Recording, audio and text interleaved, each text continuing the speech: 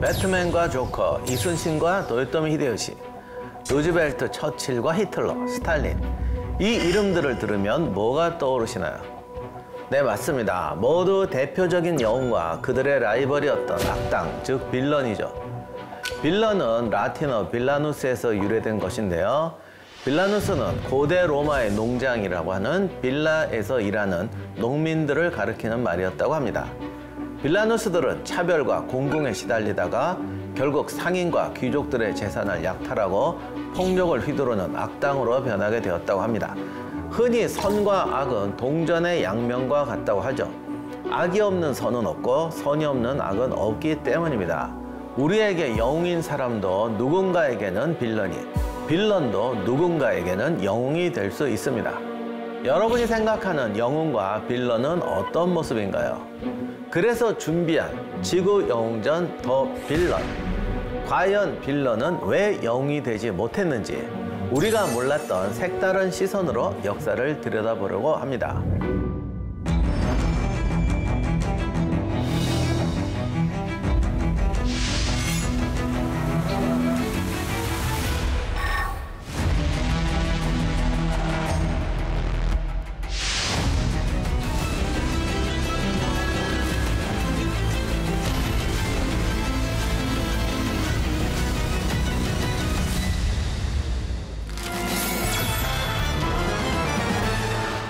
새로 시작하는 더 빌런 편 첫 번째 주인공 누굴까요?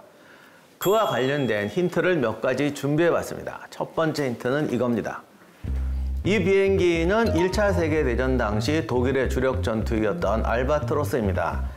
독일 전투기들이 그렇지만 빠르고 기동성 좋고 화력 충분하고 확실히 독일의 디자인이 멋있어요. 진짜 주력이었던 알바트로스. 두 번째 힌트는 이겁니다. 생소한 분이 있으실 것 같은데 바로 나치 치대문자입니다. 이 SS는 2차 세계대전 당시 공포의 대상이었고 주요 학살 사건들은 사실 SS가 많이 개입하고 있습니다. 마지막 힌트 이겁니다. 근데 마지막 힌트가 제일 어려운 것 같아. 정말 무서운 청산가리 캡슐입니다. 이 인물은 청산가리 캡슐을 먹기 몇 달 전 국민은 언제나 지도자의 뜻대로 움직이게 만들 수 있다. 그건 아주 쉽다. 라고 말했다고 합니다. 독일의 영웅에서 독약 한 알로 생을 마감한 인물. 그가 바로 지구 영웅전 더 빌런 편 첫 번째 편의 주인공입니다.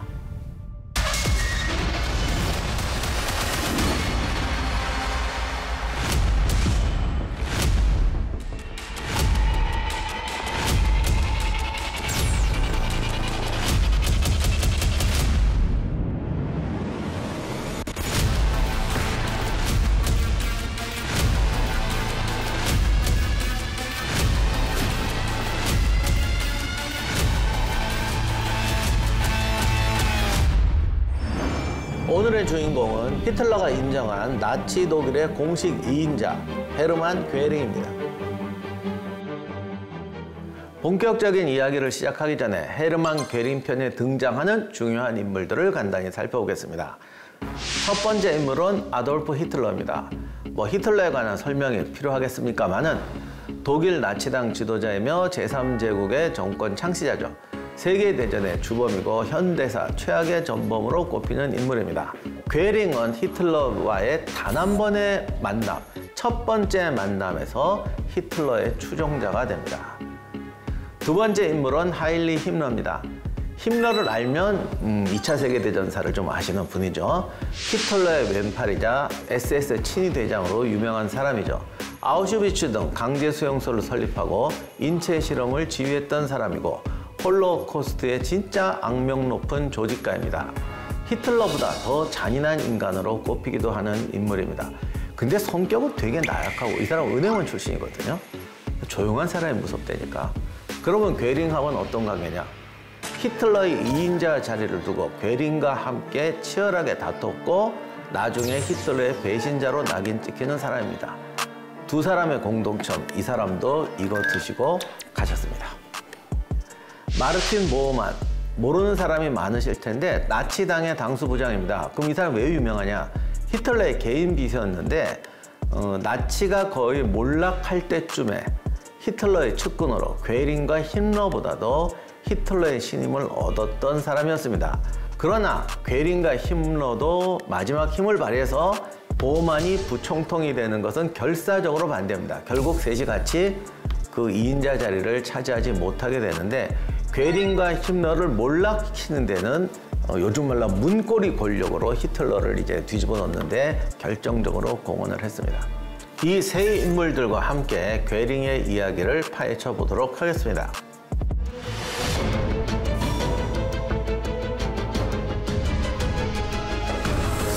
괴링의 가정 환경은 정말 특이했습니다. 아버지는 기병대 장교 출신으로 45살 때 런던에 유학해서 영국의 식민지 정책을 연구했다고 합니다. 이때 프란체스카라는 여성을 만나서 결혼을 하게 됩니다. 이때는 재혼이었어요. 이후 외교관으로 남아프리카에서 근무하다가 마지막에는 IT 총영사를 지냅니다. 프란체스카는 5명의 아이를 낳았는데요. 이 중에서 괴링은 프란체스카가 낳은 5명 중에 4번째 아이였습니다. 괴링이 3살 때 아버지가 총영사직에서 은퇴합니다. 근데 이분이 이유를 모르겠는데 재산이 거의 없었답니다. 그래서 베를린 교회에서 힘들게 살았습니다. 이때 이 가정을 구원해주는 어떤 사람이 나타납니다. 바로 괴링의 대부였던 헤르만 에펜슈타인입니다. 프란체스카가 남아프리카에서 첫 번째 아이를 낳았는데 그 아이를 받아주었던 의사였습니다. 그리고 5아이의 대부가 되어줍니다. 이게 단순 의사의 관계가 아니죠. 사실은 헤르만 에펜슈타인이 언제부턴가 프란체스카하고 바람이 납니다. 이 에펜슈타인은 굉장히 거부였고 유대인이었어요. 나중에 이 사람은 자기가 소유한 성 2개 중에서 하나를 괴링가에게 빌려줍니다. 그런데 이때 아주 특이한 관계가 형성되는데, 괴링의 아버지가 멀쩡하게 살아있었거든요. 그래서 이 성에 사는데 가끔 에펜슈타인이 이 집에 놀러 와요. 그러면 남편이 딴방에 가고 이 두 사람이 부부처럼 안방에서 삽니다. 그러다가 또 가면은 뭐 이러고, 이런 특이한 가족관계 속에서 살았는데, 괴링이 어려서 그랬는지 그건 잘 모르고 그냥 자기는 영주집 아들인 줄 알고 신나게 살았다고 합니다. 괴링의 동생, 이 집안의 막내는 알베르트 괴링입니다. 미넨 공과대학교에서 기계공학을 전공했고 나치 집권기 이전까지는 영어계에 종사했죠. 평범한 삶을 살던 알베르트는 나치가 집권하자 나치의 반유대 정책과 폭력성을 경멸하고 혐오하게 됩니다. 그런데 형이 괴링이잖아요. 알베르트는 형의 사인을 위조해서 반나치 정치인들을 풀어줍니다. 그런데 이 괴링이 동생이 이러는 걸 뻔히 알면서도 묵인해 주었습니다. 이 나치 지도자들을 보면 주변 측근 인사 가족이라고 해도 자기한테 피해가 될 것 같으면 냉철하게 제거하는 사람들이 많은데, 글쎄 괴링은 2인자에서 그랬는지 사람이 나름 멋쟁이를 추구해서 그래. 난 후자라고 생각하는데 사실 동생뿐만 아니라 가족한테 되게 잘해요. 괴링의 어린 시절도 특이합니다. 비록 남의 재산이지만 멋진 성에서 영주의 아들처럼 자랐죠. 당연히 자신감이 차고 넘쳐서 동네에서는 골목대장을 했고 행실도 별로 안 좋았다고 해요. 그래서 어머니가 위대한 사람이 되거나 범죄자가 될 것이라고 했다고 합니다. 근데 제가 칭찬하려는 건 아닌데 위대한 범죄자가 됐죠. 괴링은 12살에 군사학교에 입학했고 군사대학에 진학합니다. 의외로 군대에서는 말도 잘 듣고 규율도 잘 지키고 성적도 좋았다고 해요. 1912년에 보병 소위를 인관합니다. 그런데 20살 때인 1913년에 에펜슈타인이 프란체스카를 차버려요. 당연히 집도 다시 뺐고 하필 이때 부친도 사망해버립니다. 아마 이때부터 귀족의 삶을 회복하는 것에 대해서 엄청난 집착을 보이게 됐던 것 같습니다. 자, 그런데 당시는 이런 충격을 삭히기도 전에 1차 세계대전이 발발하게 됩니다.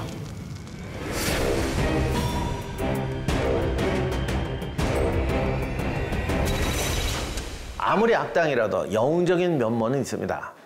1차 대전이 발발할 때 괴링은 보병소위였죠. 군인으로서 괴링은 무모할 정도로 용감하고 열정적인 장교였다고 합니다. 그런데 갑자기 이제 항공대가 조직되면서 이 하늘에서 공중전이 막 벌어지는 겁니다. 그걸 보더니 무단으로 부대를 탈출해서 비행학교에 입학합니다. 그 당시만 해도 이게 통했나 봐요. 그래서 어쩌지 해가지고 조종사가 됩니다. 첫 출격 임무는 조종사가 아니라 후방 좌석에서 항공사진을 촬영하는 임무였습니다. 그런데 괴링이 익스트림 스포츠 중독자였어요. 그래서 보통 이게 카메라를 이러고 찍는데 우리 저 톰 크루즈 영화 보면 막 공중에서 매달고 그러잖아요. 진짜 그랬대요. 원래 아크로바트도 잘하고. 그래서 몸을 내밀고 비행기에서 뭐 이래갖고 찍었다고 해요. 그 당시 전투지가 베르덩 전투였는데 베르덩 요새에 있던 프랑스군 포병 진지를 샅샅이 정찰을 해가지고 그가 찍은 사진을 봤던 비렐로 황태자가 감동을 해서 1급 철십자장을 수여했다고 합니다. 이후 알바트로스 전투기를 타고 조종사로 맹활약을 하면서 여러 개의 훈장을 받습니다. 1차 대전 당시 공군 에이스는 정말 새로 생긴 직업이자 영웅이었어요. 1차 세계대전 때 최고의 격추왕은 독일의 붉은 남자 리트호펜이죠. 괴링은 1917년 리트호펜 비행대에 소속됩니다. 그리고 1918년 5월 최고 훈장인 프루르 메리트를 받습니다. 리트호펜이 전사한 후에 그는 이 비행대의 대장이 되었습니다. 이 리트호펜 비행대는 종종까지 연합군기 500대를 격추했습니다. 괴링의 격추 기록은 22대입니다. 격추왕이었던 리트호펜이 80대, 2위였던 우데트가 62대였습니다.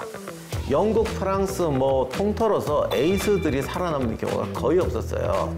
리트호펜도 전사했고. 그런데 괴링은 살아남았죠. 그러다 보니까 종전 후에 요즘 말로 하면 아이돌 스타처럼 유명 인사가 됩니다. 물론 처음에는 쉽지 않았어요. 독일이 패전하니까 조종사들이 실업자가 되죠. 괴링은 바이마르 공화정과 사회주의에 대한 강렬한 분노가 생깁니다. 괴링은 전역한 동료 장교들과 술집에서 만나서 이렇게 외쳤다고 합니다. 자유, 원칙, 도의, 그리고 조국 독일을 위한 새로운 전쟁이 시작되었다. 반드시 우리의 시대는 다시 찾아올 것이다. 그러나 당장은 목구멍이 포도청이라고 생계를 해결해야 했습니다. 또 이걸 몰고 고개 비행사로 명성을 날리기 시작합니다. 이걸로 유명해져가지고 돈을 좀 많이 벌었어요. 게다가 이때 괴링은 날씬하고 잘생기고 성격 호남아, 쾌남아, 탑건의 톰 크루즈 같은 딱 그런 뭐 하여간 거칠 것이 없는 사람이어서 인기가 어마어마했다고 합니다. 특히 귀부인하고 여성들한테 엄청나게 인기였다고 합니다. 1920년에 로렌 백작이라는 사람이 자기 성으로 괴링을 초대합니다. 이 로렌 백작의 처제이면서 스웨덴 사람이었던 카린이라는 여성을 만납니다. 그런데 뭐 진짜 한눈에 반했대요. 옛날 그 귀족집은 이렇게 계단이 이렇게 양쪽으로 내려오잖아. 내려오면서 위로 쳐다보면서 로미오와 줄리엣처럼 이렇게 됐어요. 이 카린은 아버지도 남편도 스웨덴 남작이었던 정통 귀족 집안이었어요. 남편하고 별거 중이었고 괴링보다도 5살 연상이었습니다. 그런데 뭐 불꽃 같은 사랑을 합니다. 그래서 결국 몇 년 후에 남편 폰 칸트초프하고 이혼하고 괴링과 결혼하게 되죠. 그런데 이 또 칸트초프라는 남작이 귀족이잖아.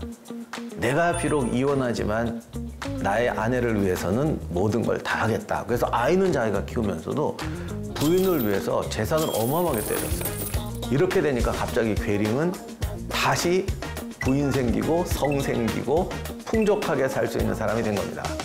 그런데 1931년 헌신적이었던 부인 카린이 갑자기 심장마비로 사망합니다. 괴링은 나중에 성공한 뒤에 그녀의 이름을 딴 카린 홀이라는 전택을 지어서 카린의 사진과 초상화, 수집한 미술품 등을 보관했는데 1945년에 소련이 진격해오자 괴링이 폭파시켜버렸습니다. 카린 홀을 소련에게 빼앗기고 싶지 않다라고 생각했던 것 같습니다. 그리고 1991년 괴링의 사유지에서 카린의 유해도 발견되었습니다. 괴링은 의외로 로맨티스트였고 특히 부인에게는 아주 잘했다고 합니다.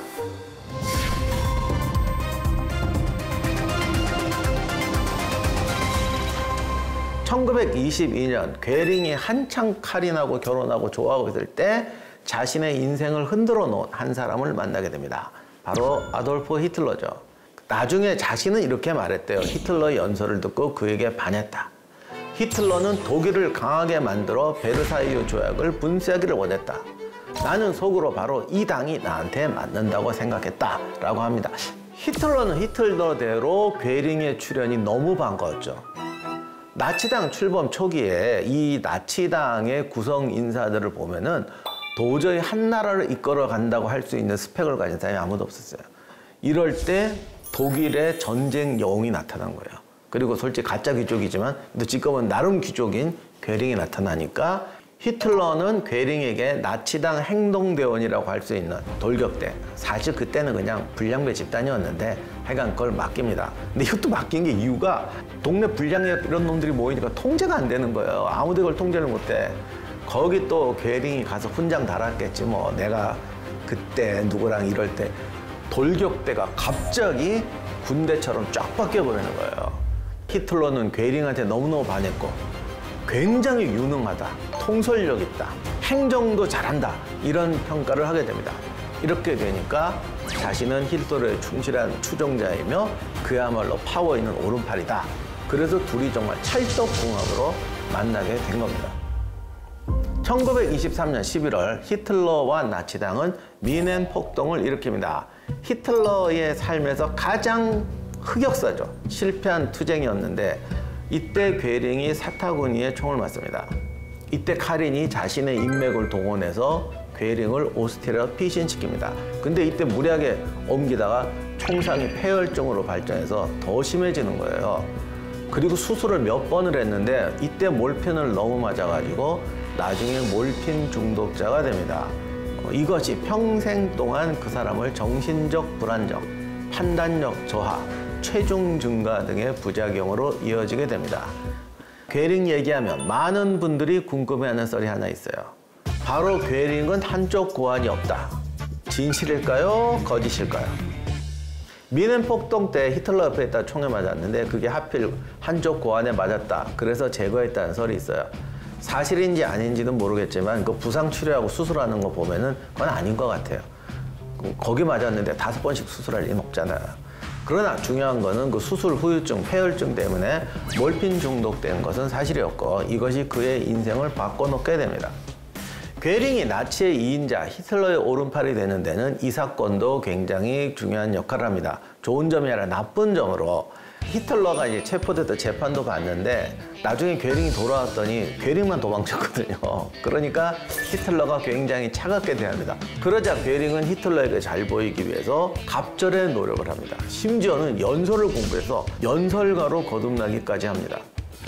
1928년 선거에서 나치당은 겨우 12석을 얻는데 괴링이 그 12명 중에 하나였어요. 그리고 이 유명한 사람이 국회의원이 되니까 후원금이 물밀듯이 들어왔다고 해요. 그러자 괴링은 낮에는 국회에서 이 또 자기가 이 전투기 조종사 아닙니까? 그러니까 뭐 그리고 밤에는 명사들하고 맨날 파티를 여는 생활을 했다고 합니다. 1930년 선거에서 나치당은 107석을 얻으며 약진합니다.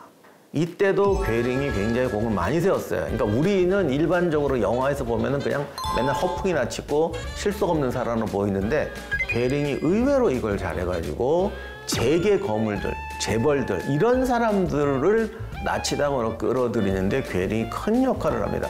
그게 되니까 또 이게 돈이 들어오는 거야. 그러니 나치당에서 괴링이 제일 부자예요. 그러자 이때부터 괴링이 점점 좀 자아도취적이 되고 이 아저씨는 막 벌써 하얗게 뭐 입고 다니고 빛나기 시작했습니다. 권력을 주게 된 나치당은 유대인, 공산당을 탄압하면서 독재 권력으로 변해갔는데요. 이 선두에 섰던 사람이 바로 괴링입니다. 괴링은 프로이센주 내무장관을 지내던 1933년 프로이센 주정부 산하에 나치 당원들로 채워놓은 새로운 경찰 조직을 만듭니다. 이게 바로 나중에 악명 높은 비밀경찰 게슈타포입니다. 이 덕분에 괴링은 장검의 밤 당시에도 개입해서 수많은 불법적 학살과 숙청을 진두지휘할 수 있었습니다. 장검의 밤은 1934년 6월 30일 아돌프 히틀러가 돌격대 지도자 에른스트 렘을 비롯한 정적들을 쿠데타 혐의로 처형한 사건입니다. 이 사건은 히틀러의 절대 권력 확립과 제2차 세계대전을 일으키는 단초로 평가되고 있습니다. 장검의 밤 사건에서 괴링은 친위대 총수 힘러와 함께 램과 그 일파를 제거하는 데 성공합니다. 그리하여 그는 당시까지만 하더라도 아직 미약했던 친위대의 독립과 성장에 조력을 하게 되죠. 이듬해 1934년 4월 게시타포의 관할권은 내무장관 힘러에게 넘어갑니다. 이때부터 직접적으로는 국가보안본부 소속이 되어서 게시타포의 활동이 시작됩니다. 램은 처음에는 괴링의 제일 경쟁자였습니다. 본인이 자신만만했죠. 그러나 히틀러 눈밖에 나면서 제거가 되고 램을 제거한 뒤로 친위대는 나치당과 히틀러의 가장 충실한 충견으로서 노예노동, 절멸수용소, 학살부대 운영 등 중요한 범죄 행위를 주도하는 집단으로 성장하게 됩니다. 1935년에는 뉘른베르크 법이 만들어집니다. 이것이 나중에 홀로코스트로 발전하는 계기가 되죠. 괴링은 뉘른베르크 법화의 직접적인 위반자는 아니었지만 법의 실행과 제도화에 관여를 합니다. 나는 독일 경제에서 유대인을 말살하기 위한 모든 조치를 취하고 필요한 한 그 조치를 나에게 제출해 줄 것을 관할 기관에 간청한다. 1938년 11월 9일 밤 나치 당원과 여타 독일인들이 독일 전역에서 유대인이 운영하는 상점들을 약탈하고 유대교 회당인 시나고그에 불을 지른 수정의 밤 사건이 납니다. 이게 왜 수정의 밤이냐 그러는데 유대인들이 장사를 많이 하잖아요. 그러니까 가게를 다 때려 부시니까 유리창이 다 깨져갖고 거리가 밤하늘의 별처럼 반짝반짝 했답니다. 그래서 수정의 밤이라고. 참 얘들이 이상한 짓 많이 했는데 이름은 진짜 기가 막히게 붙인 것 같아. 낭만적인 이름을 붙였죠. 이듬해 1939년에 그는 4개년 계획부 전권장관이 돼서 보안대장 라인하르트 하이드리히에게 제국중앙유대인 이주청 설립을 지시합니다. 유대인 이주부의 직원들은 친위대 보안대와 국가보안본부 요원들로 구성되었는데 초대 청장부터가 악명 높은 게시타포 국장 하인리 힘러였죠. 이 조직 역시 유대인들을 이송해서 각자의 게토나 수용소로 이송하는 작업을 담당하게 되죠. 한마디로 홀로코스트의 핵심적인 조직이었습니다.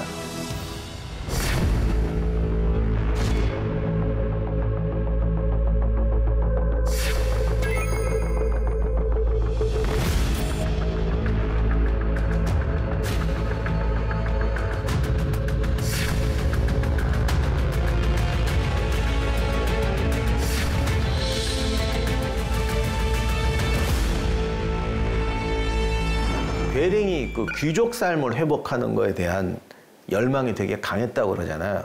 귀족은 다 있어야 돼요. 좋은 말, 보석, 성, 훌륭한 관리인, 아름다운 영지, 비싼 가구, 그리고 그림, 조각 다 모았어요.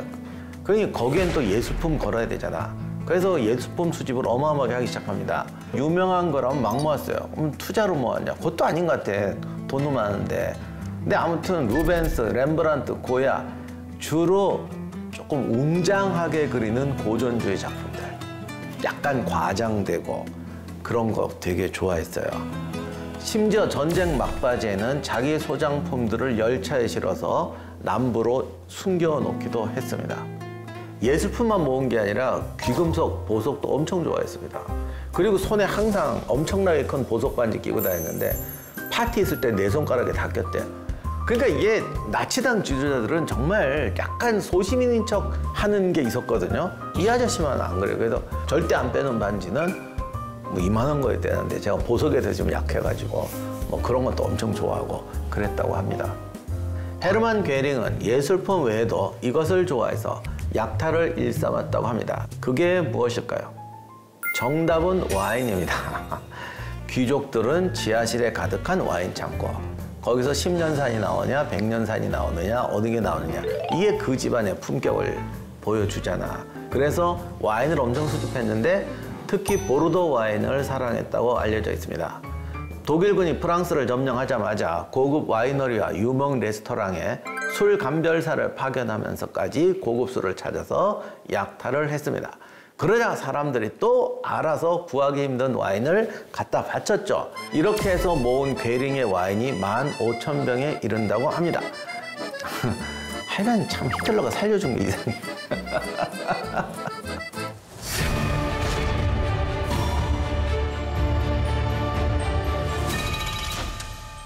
괴링이 유대인 탄압에만 앞장선 것은 아니었습니다.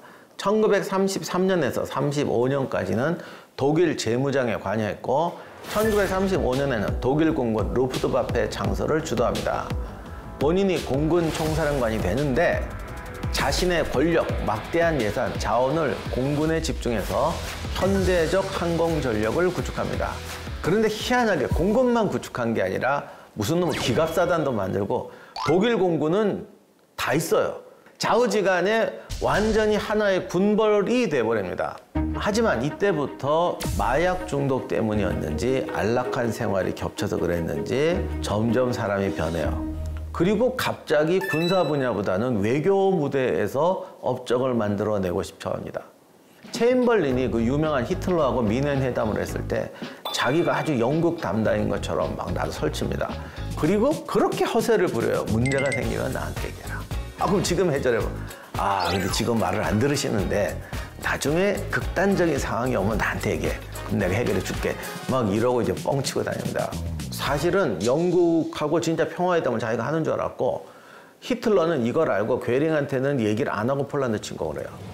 그러자 괴링은 그 자리에 주저앉아서 그냥 충격에 빠졌다고 합니다. 그런데 보통 사람 같으면 히틀러가 내 말을 다 들어주는 게 아니구나 하고 히틀러가 사람 이용하는 법에 눈치를 챘을 텐데 괴링은 반대로 더더욱이 그러면 히틀러한테 눈에 들도록 내가 더 열심히 노력하겠다. 이런 식으로 바뀌어버립니다. 전쟁이 시작되자 괴링은 그것은 우리 공군에게 맡겨주십시오. 늘 그랬대요. 저한테 맡겨주십시오. 저한테 맡겨주십시오.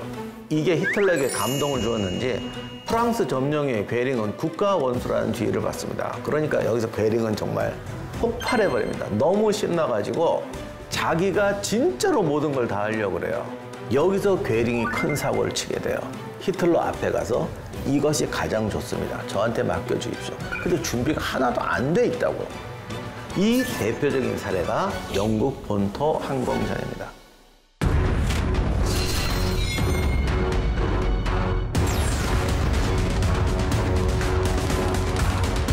제공권 장악을 위해서 벌어진 사상 최대 규모의 항공전, 영국 본토 항공전. 이때 등장한 라이벌이 있습니다. 지구 영웅전 더 빌런 괴링의 라이벌, 영국 공군 사령관 휴 다우닝입니다.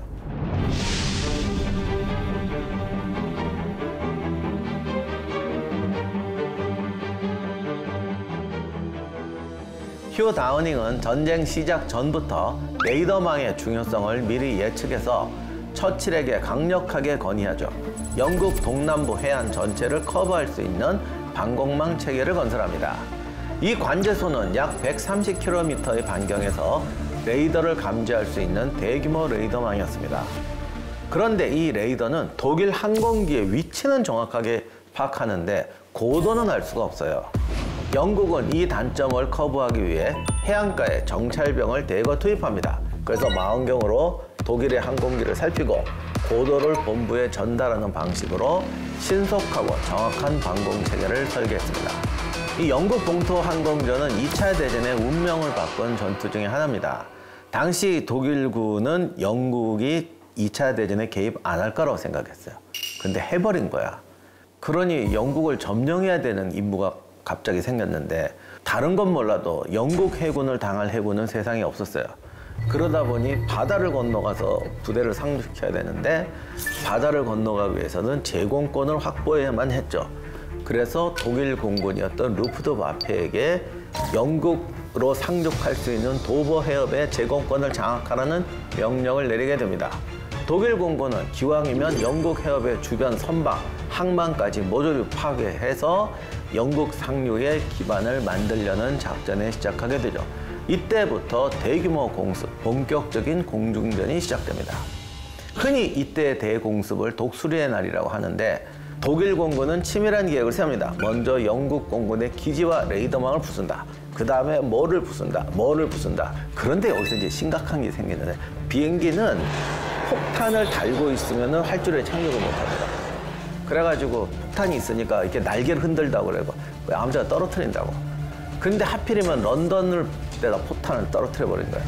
당시 전쟁을 시작할 때 괴링은 베를린에 폭탄 한 발도 떨어지지 않도록 하겠다라고 했는데 이게 웬일이야. 갑자기 베를린이 공습을 당하니까 히틀러가 분노할 거 아니에요. 괴링이 그러면 천배 만배로 복수하겠습니다. 이래서 갑자기 런던 공습으로 바뀌어버립니다. 물론 여기에 또 하나 중요한 게 국민의 전쟁 의지를 꺾으려면은 민간 폭격을 해야 된다는 게 당시의 정설이었어요. 이것까지도 이제 가미가 돼서 소위 런던 대공습을 진행하게 됩니다. 이때부터 매일 밤 런던 민간 지역에 대규모 야간 폭격이 시작됩니다. 하지만 당시 영국 공군 RAF는 이 사태도 예측하고 오히려 대도시 공습을 하는 바람에 요격망을 구축하는 시간을 벌 수가 있었죠. 게다가 독일군의 암호회도까지 했습니다. 결국 어마어마한 공습에도 불구하고 괴링은 작전에 실패하게 됩니다.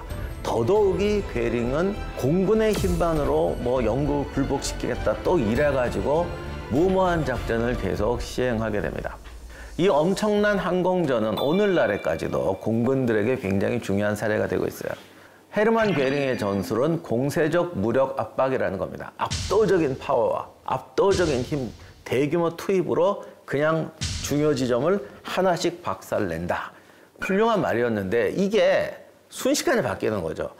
전략 전술에서 가장 중요한 말이 목표를 함부로 바꾸지 마라. 독일 전투기들은 영국 상공에서 대규모 공중전을 벌일 준비가 안 돼 있었어요. 이 메사슈미트는 굉장히 민첩하고 좋은 전투기이긴 한데 가속을 하면 연료 소모가 급속히 떨어집니다. 그러니까 독일 공군기들은 전투를 할 수 있는 시간이 15분, 20분밖에 안 돼요. 그럼 영국기들은 버티다가 돌아갈 때 꼬리를 물고 쫓아가서 쏩니다. 더욱이 황당한 게 바다는 영국 거예요. 낙하산으로 떨어지면 영국 조종사들은 다 구해줘요. 그런 압박감 속에서 시간의 제약까지 쫓겨가면서 15분 동안 공중전을 한다. 이기기 힘듭니다. 이러니 독일이 자랑하던 메사슈미트 BF-109 전투기들이 영국의 스핏파이어에게 일방적까지는 아니지만 무참하게 패배하게 됩니다. 다우닝의 최고 업적은 방공망, 다우닝 시스템이죠. 레이더, 지상관측소, 사령부들을 유기적으로 연결한 최초의 현대적 공중방어 시스템을 구축합니다. 다우닝은 철저한 직업군인답게 전술에서도 정치를 배제한 효율을 찾습니다. 철저하게 우선순위로 합리적인 교전만 하도록 했습니다. 이렇게 해서 조종사와 전투기 손실을 최소화했죠. 당시 영국군과 독일 공군이 물량 차이가 엄청났기 때문에 독일 공군이 거의 인해 전술로 밀어붙였거든요. 그러니 다우닝이 이렇게 철저하게 냉정하게 대응하지 않았더라면 영국 공군은 결국은 붕괴됐을 거예요. 마지막에는 거의 붕괴 직전까지 가거든요. 그리고 당연히 결정적인 목표에 집중 공격한다. 공격이 확실하고 확실한 지역에만 편대를 투입한다. 공중전을 할 때는 스핏파이어를 투입하고 느리지만 튼튼했던 허리케인 폭격기는 요격에 투입하고 이런 식으로 철저하게 맞춤형 전술을 사용했습니다. 결과는 어떻게 됐느냐? 독일 공군은 약 1,700대의 항공기가 파괴되고 600여 대가 작전 불능이 됩니다. 2,500명에서 3,300여 명이 사망합니다. 이게 항공기 조종사 항법사들이기 때문에 일반 육군 보병들하고 달라서 양성하는 데 굉장히 시간이 걸립니다. 영국 공군은 약 1,000대의 항공기를 손실했고 500여 명이 사망하는 피해를 입습니다. 결국 독일 공군의 초반 러쉬는 굉장히 효과적이고 파괴적인 것처럼 보였지만 전술적 일관성 부족과 과도한 자신감, 괴링의 정치적 어떤 것 등등 이 섞여서 독일의 패배를 불러오게 되죠. 영국에 들어가지 못함으로 해서 미국이 유럽 전선에 참전할 수 있는 교두보를 만들어주게 되고 그것이 노르망디 상륙 작전으로 이어지게 됩니다. 결국 괴링과 다우닝의 대결에서 괴링이 패배함으로써 괴링은 히틀러의 신뢰를 잃어버리게 되고 괴링의 몰락, 더 나아가서는 히틀러의 제3제국의 몰락이 이때부터 시작되게 됩니다. 영국 본토 항공전이 끝나고 독일은 유전, 곡창 자원이 풍부한 소련으로 눈을 돌리죠. 소련 침략에서 얻은 자원으로 영국을 다시 공격할 계획이었습니다. 이것이 바로 1941년 6월에 벌어진 독소전쟁 바르바로사 작전입니다. 하지만 소련의 총력전으로 이마저 실패하게 되죠. 설상가상으로 연합군이 제공권을 장악하게 되면서 괴링은 히틀러의 신뢰를 잃게 됩니다. 그러나 괴링은 꿋꿋했어요. 게다가 1944년부터 괴링은 아예 공군사령부에 나가질 않습니다. 그리고 히틀러 옆에 붙어서 전체 전략 작전을 의논하기 시작합니다. 별걸 다 간섭해요. 히틀러와 나치 지도부가 베를린 지하 벙커 생활을 시작했을 때 지금 막 소련군이 반격에 쳐들어오니까 난리가 났잖아요. 항상 괴링이 제일 먼저 발언을 해요. 상황 파악도 안 하고 뭐도 안 하고 지멋대로 막 떠들어요. 막 2시간씩 떠든데 바빠 죽겠는데. 그리고 이제 나가면 이제 진짜 회의가 시작되는 거지. 그러고 보면 저 뒤에 소파에 가서 자고 있대요. 이 얘기는 이 제3제국 이야기를 놔둔 책에서 안 나오는 법이 없는 에피소드예요. 근데 좀 이해가 안 가는 게 이때 괴링뿐만이 아니라 힘러도 그렇고 보어만도 그렇고 제3제국은 이제 회복불능의 상황인데 2인자 자리를 두고 무섭게 싸우기 시작합니다. 여기서 현실인식은 날아가 버리고 그 선봉에 괴링이 서 있게 되죠. 히틀러는 희한하게도 괴링의 이런 아나무인의 행동을 전혀 제지하지 않았습니다. 히틀러가 괴링에게 믿는 거는 쟤는 절대 나한테 도전할 마음이 없다라는 거예요. 짖는 개가 안 무섭잖아. 그래서 오히려 괴링이 마음에 드는 거야. 저 조용하고 입 다물고 있는 애들은 진짜 무서워요. 그래서 오히려 용납했던 것 같습니다. 그러나 히틀러의 생각과 다르게 괴링은 히틀러에게 진짜 심각한 피해를 주고 있었어요. 노르망디 상륙 작전 이후 서쪽에서 연합군이, 동쪽에서 소련군이 베를린을 향해 진격을 시작합니다. 독일의 패망이 시간 문제였어요. 이런 상황에서도 괴링은 거의 최후까지도 현실을 인정하지 않았습니다. 솔직한 보고가 들어오면 괴링이 제일 먼저 막습니다. 그리고 허황된 전략과 전술을 주장합니다. 이것이 독일의 패망을 앞당긴 요인이 되었고 결국 제2차 세계대전은 연합군의 승리로 끝나게 됩니다. 그런데 이때 이런 짓 하는 건 괴링만이 아니었어요. 비서했던 보어만이 보니까 일단 2인자 가까운 괴링을 제거해야 되잖아요. 그래서 4월 22일에 총통께서는 현재 신경쇠약 상태니까 대신 그대가 지휘를 맡아라 라고 괴링에 무전을 보냅니다. 이때는 괴링이 뭔가 잘못됐다는 걸 알게 나의 끝인 것보다 그래도 제일 먼저 도망갔어요. 사실은 딴 데로 가 있었는데 보어만이 요걸 가지고 일부러 그런 전문을 보낸 거죠. 그러니까 먼저 도망가 있던 괴링은 신이 나가지고 히틀러에게 이런 전문을 보냅니다.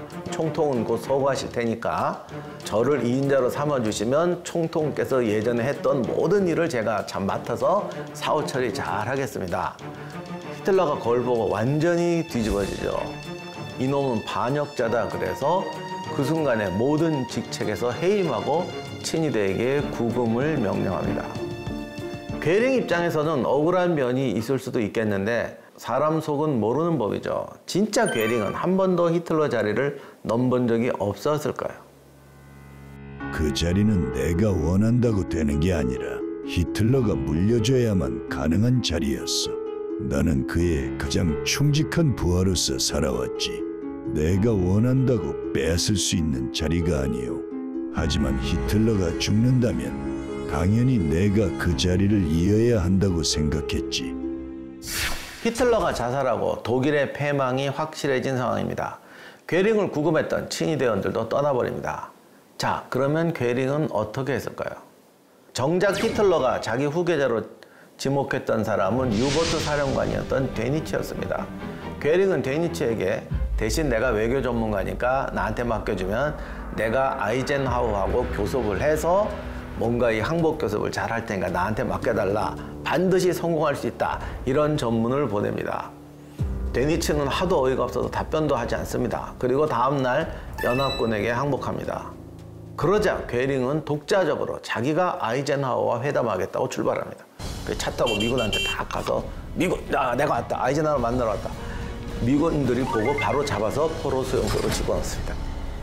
2차 세계대전의 전범들을 향한 재판이 벌어졌던 것이 유명한 뉘른베르크 재판입니다. 괴링은 이 재판에 회부되게 되는데 괴링급이 없었어요, 거기에. 그러니까 괴링은 더 신나는 거죠. 뭐 다른 사람은 물어 잔체가 뭐 알겠어. 그래서 아주 자신만만하게 재판에 임하게 됩니다. 모든 이 검사들을 제압하고 자기는 독일의 영웅이 될 수 있다고 확신했다고 합니다. 심지어는 독일 제국 입장에서는 어쩔 수 없지 않느냐. 이건 일종의 전쟁이었다. 우리를 그냥 전쟁의 영웅으로 인정해달라. 뭐 그러면 내가 이제 나가서 독일 국민들 수습해서 세계 평화를 위해 노력하겠다. 뭐 이런 식으로 했는데 애초에 이건 재판정이지 협상 자리가 아니었고 독일 국민들이 자기를 영웅으로 추앙하고 몇 년 내에 자기의 동상이 독일 전국에 세워질 거라고 호언장담까지 했다고 합니다. 자, 그런데 이 자신만만했던 괴링의 목을 조이는 사건이 발생합니다. 검찰이 괴링이 저지른 수용소 건설, 유대인 학살 정책에 대해서 추궁하기 시작한 거죠. 괴링은 자신은 모른다고 발뺌을 합니다. 이 끔찍한 절멸에 대한 첫 소식은 바로 여기 뉴른베르크에서 들었다. 거짓말도 이런 거짓말이 없지. 그리고 내가 알기로 그것은 추방 정책이지 절멸 정책이 아니었다고 합니다. 그러나 이게 통하지 않죠. 1946년 10월에 선고가 내려집니다. 괴링은 나치당의 2인자이고 루프트와페의 총사령관이었으며 전쟁과 홀로코스트에 중대한 책임이 있다는 이유로 교수형을 선고합니다. 그 소식을 이제 통역을 통해서 듣더니 괴링은 이어폰을 떨어뜨렸대요. 그리고 정말로 힘없이 일어나더니 재판대에서 걸어나갔는데 그 태도를 보니까 진짜 저 사람 자기가 무죄 받을 거라고 믿고 있었구나. 사람들이 거기다 놀랐다고 해요. 나갈 때 보니까 손은 덜덜 떨고 눈물을 흘리더래. 근데 나중엔 자기 또 변명을 해요. 내가 명색이 독일고 원수인데 총살형이 아닌 교수형이 뭐냐. 그러니까 이건 정말 모욕이다. 나에게 총살형을 시켜달라. 그랬는데 받아들여지지 않습니다. 그러자 비로소 자기가 죽을 수밖에 없다는 운명을 직감한 괴링은 꼭꼭 숨겨두었던 청산가리 캡슐을 꺼내서 먹고 자살합니다. 이게 엄청 충격이었는데 다른 애들이 다 그렇게 자살했기 때문에 괴링이 저러는 거는 자살할 방법이 없어서 그러는 거라고 생각을 했어요. 그런데 본인은 진짜로 무죄를 믿었던 거예요. 그래서 청산가리 캡슐도 1개가 아니라 3개나 숨겨놓고 있었는데 하나도 안 들키고 꼭꼭 숨겨놨다가 교수형 시킨다고 하니까 삼켰습니다. 죽기 전에 청산가리 캡슐을 어디다 숨겨놨는지 장문의 편지를 써서 교도소장한테 줍니다. 왜? 소장이 처벌받지 않기를 바란다. 내가 지금까지 안 죽은 거는 약이 없어서 안 죽은 게 아니라 이렇게 할 줄 몰랐기 때문에 안 죽은 것이다. 라고 이렇게.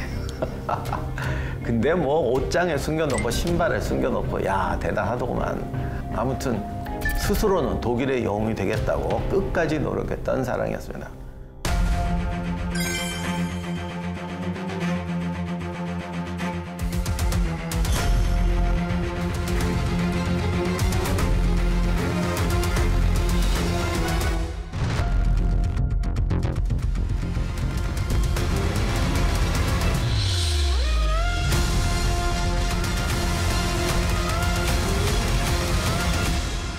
괴링은 유대인 학살에 앞장선 인물이었지만 동생 알베르트가 유대인을 도왔던 사실을 묵인했고 유서에 자신의 담당자들이 처벌받지 않게 해달라고 하기도 했습니다. 이런 모습은 괴링이라는 인물의 냉혹함과 인간적인 혹은 허세적인 면모가 뒤섞인 이중성을 보여주는 부분이죠. 그럼에도 불구하고 괴링의 삶에서 우리가 교훈을 하나 얻자면 마약보다 무서운 게 권력에 대한 욕망이라고. 괴링뿐 아니라 베를린 지하 벙커에 있던 그 나치 지도자들을 보면 거의 마지막 순간까지도 허상을 쫓고 있거든요. 저런 사람들이 국가와 국민의 운명을 좌우한다고 하면 정말 소름 끼치죠.